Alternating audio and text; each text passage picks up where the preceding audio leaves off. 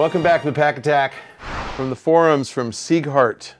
Do you think Microsoft adding free-to-play style purchasing of experience money item packs to every single game is going to be a good, profitable idea? Will it put more people off buying the games? You know, that's a really good question. I mean, I think the truth is that if you pay for a game, you would love to be able to have the complete game experience for the money you paid for the game. And so, you know, people don't want to pay 60 bucks for a game and then find that they are at a competitive disadvantage where they don't spend another $10 throughout the game.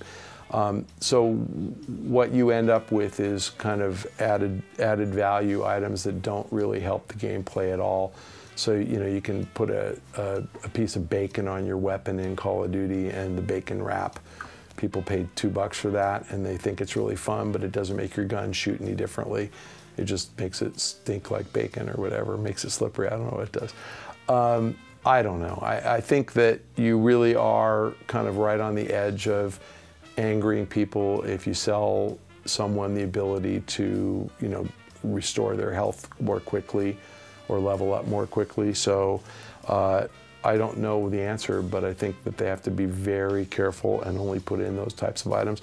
And I don't know what they're doing right now. I haven't really paid for anything yet in a game. I haven't seen anything yet in a game that would make the game experience, you know, give the player a competitive advantage. If they don't do that, I think it's fine. People are happy to pay to customize your weapon or do whatever. That's fun. From the forum from Game Dreamer, hey Pack. Could you differentiate the publisher-developer relationships when we talk about first, second, and third-party development? Particularly, I'd like to know what the typical financial agreements are for each type. First, second, third. So first-party, it refers to a console manufacturer, they call those guys platform holders, that's Sony, Microsoft, Nintendo, making software that appears only on their console. So Nintendo made software is all first-party software, only on Nintendo. Sony made software is all first-party, only on Sony consoles, and Microsoft first-party, only on Microsoft consoles. Third-party means that the game is made for a console by somebody unrelated to the publisher, and the property is owned by, I said the publisher, somebody unrelated to the console manufacturer, and the game is owned by somebody other than the console manufacturer. So all EA titles are third-party, made for Sony or Microsoft or Nintendo platforms, and not many for Nintendo anymore. All Activision titles are third-party, all Take-Two titles are third-party. If the publisher owns the studio that makes the game, that's a third-party game. If the developer of a game for either a publisher or a manufacturer makes it under contract, he's a second-party developer. So he's making the game and selling it either to the first party or the third party. The third party, in turn, would publish it on the first party's platform. So first, second, third party. Financial arrangements, it's pretty interesting. Prior to 2000, about 2/3 of games were second party, and 1/3 were made by captive studios, whether they're owned by the first parties or the third parties. After 2000, the publishers figured out that they could exploit their workers, and this rolls back to our union question. They could make more money if they owned the assets and they paid the developers a salary and a bonus. So, you know, think about a game like Call of Duty. I don't think Activision planned when it set out to make Call of Duty to sell 25 million units a year. I think they would have been very happy with 10.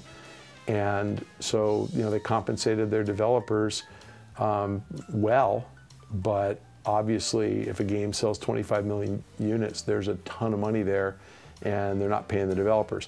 Contrast Call of Duty at 25 million with Grand Theft Auto at 25 million. The Rockstar guys cut a deal where they get, my estimate, 30% of the profit on the game.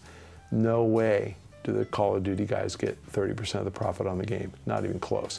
So Activision is keeping most of the profit, Take-Two is paying out a big chunk of the profit, but you know, the Call of Duty guys are interchangeable, as we've discovered, between Treyarch and Infinity Ward and Sledgehammer, and frankly, Infinity Ward with Vince and Jason, and Infinity Ward without. So, you know, Activision manages the process by not giving the studios too much power, and so they don't have to pay them as much because the studios say, we'll walk, and Activision says, don't let the door hit you in the butt.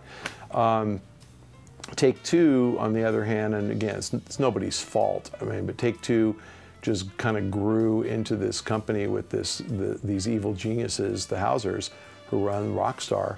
They are frickin' geniuses, and they have insisted that they be compensated.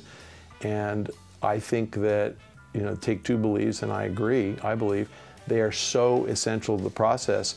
You can't say, get lost, Hausers, we'll have, you know, have the NBA 2K guys work on Grand Theft Auto. It wouldn't work. It would not be the same game. Call of Duty, you know, is more of a commodity. I think that's probably true, you know, of Madden. I think that's probably true of FIFA. You know, the developers don't have that much power. And I think it's really pretty much true of every game at every studio, with the exception of Take-Two. I think the publisher, I think Take-Two, the developers have a lot of power. And so their financial arrangements are a little different. But anyway, a captive studio, the publisher makes all the profit.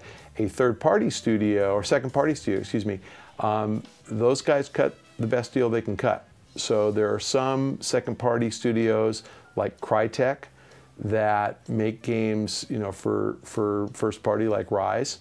And I think they were just trying to keep their people employed. You know, they're a big studio. I think they're 700, 800 people.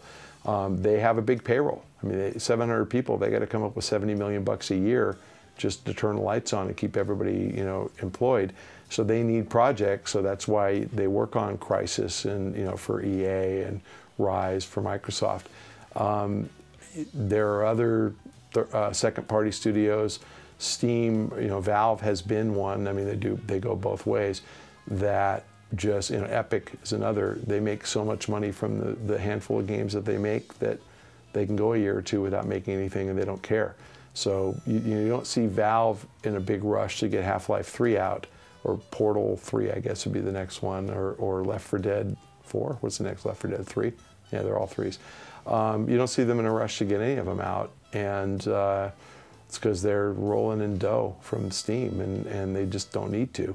And that's great. I think actually it's good for consumers that, you know, you have very wealthy developers who are more interested in making art. I think it's actually great for consumers that the Rockstar guys get such a big chunk of the profits, because they're not profit driven. They are art driven. They try to make the best game possible. So consumers win, you know, when that happens. And obviously when the publisher keeps all the profit, you know, that sometimes results in the games not being so good.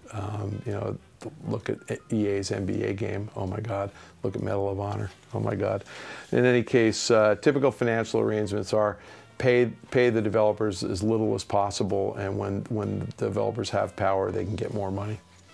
Thanks for joining us on this week's Pach-Attack. If you have a question, please submit it to the link below, or if you'd like to submit a question to me on Twitter, address it to @MichaelPachter. If you'd like it on the show, add the hashtag AskPach, and we'll try to get to as many of those on the next round of Pach-Attacks as we can.